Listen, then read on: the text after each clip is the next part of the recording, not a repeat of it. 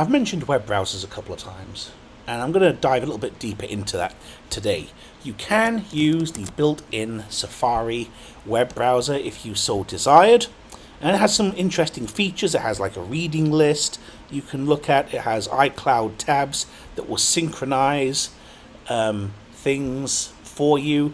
These items right here are things that have been shared in my messages with my wife, right? So think some interesting stuff in there. So yeah, you know, it's a web browser. Now, what's cool about this is that because it is built in to Mac OS, is that using Safari will pretty much guarantee that your browsing is going to take very little toll on the battery of your Mac. All right, so that's fine. Now, I personally do not use Safari. I've got a couple of other alternatives. The first one is called DuckDuckGo, and DuckDuckGo was actually initially a website that was used to search where there's no trackers. Like, so with Google, that you're being tracked by like all kinds of cookies and stuff in the background, they're tracking your activity. DuckDuckGo does none of that. And so they created this web browser with all of that privacy in mind. Now, what's interesting about DuckDuckGo is that I can go into my history here and you can see like there's stuff here for today, there's stuff for the last few days that I've been using this, and so on. I can clear the history if I wanted to, and so forth. But if, let's say I went to a website that, I don't know, I'm going to go to soccernet.com. Now here, if I click on this right here, what it will do is it will completely destroy anything that I was doing in this session. Okay, so got it?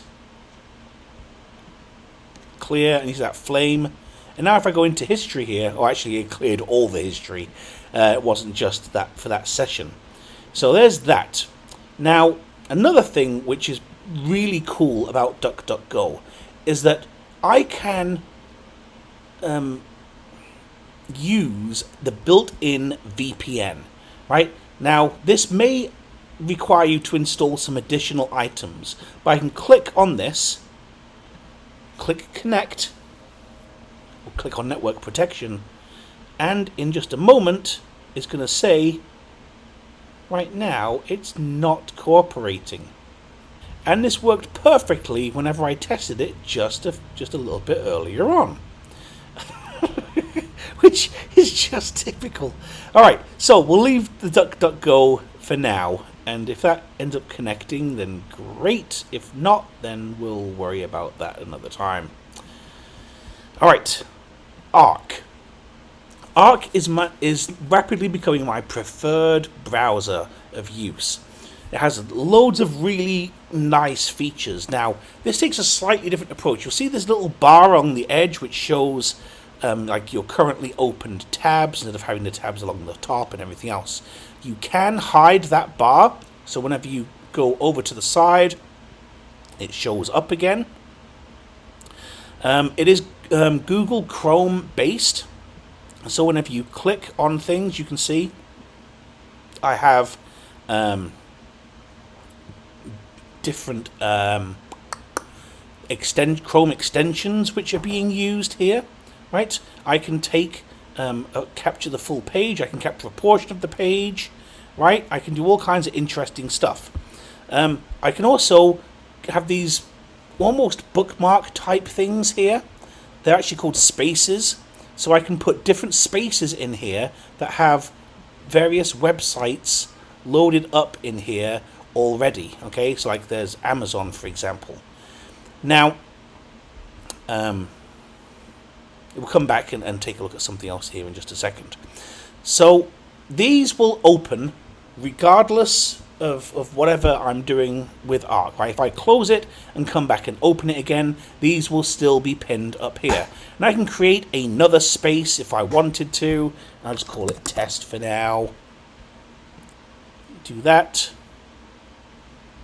And now you can see I'm in a different space, or I can go back to helpful sites. As you can see, it's going to change depending on what I'm doing. All right, so new tab. You can use the web browser as you see fit. Now, one of the really cool things is that it has these little things here, right, called Note and Easel. Now, if I click on Note, for example, you'll see here's a note about something I'm reading. All right, so that note will now stay inside my space for forever, right, until I decide I don't want it there anymore. Okay, now with Easel is actually different, right? So let's just say I don't know, this is fun. All right, so there's some text up at the top. I can add some more text down here. Blah, blah. I can also add some arrows. I can add a picture if I was so inclined.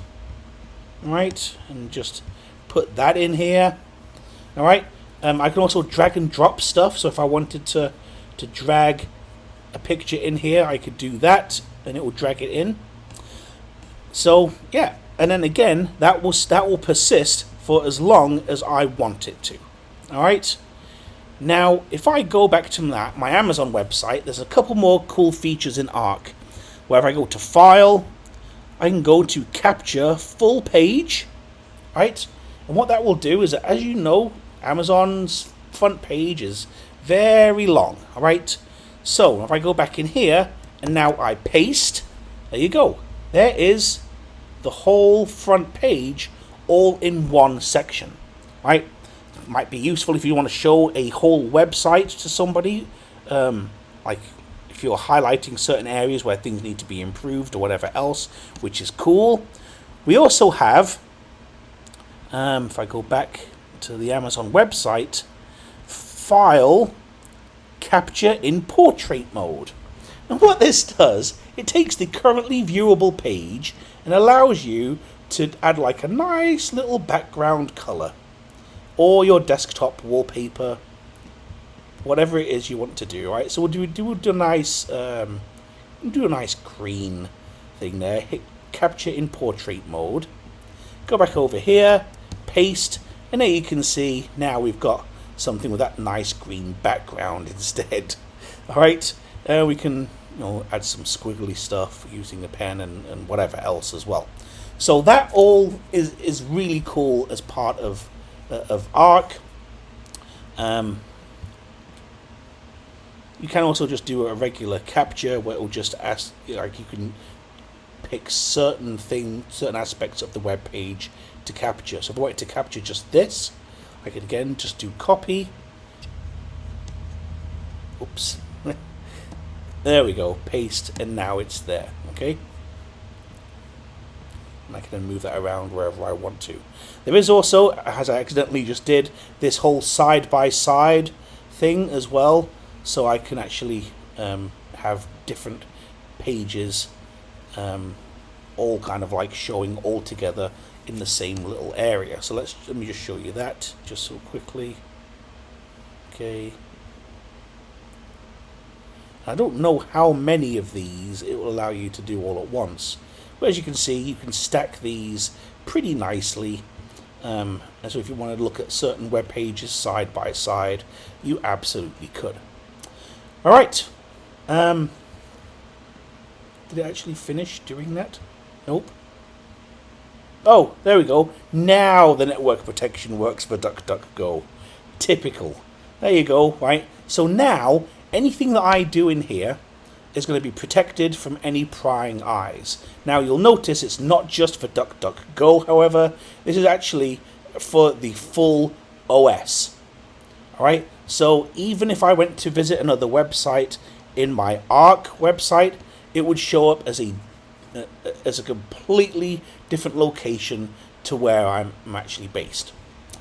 Alright, so that's it for web browsers, and they're the two which I highly recommend above all others. So yeah, also just be aware that Arc has got some very interesting AI based stuff coming down as well.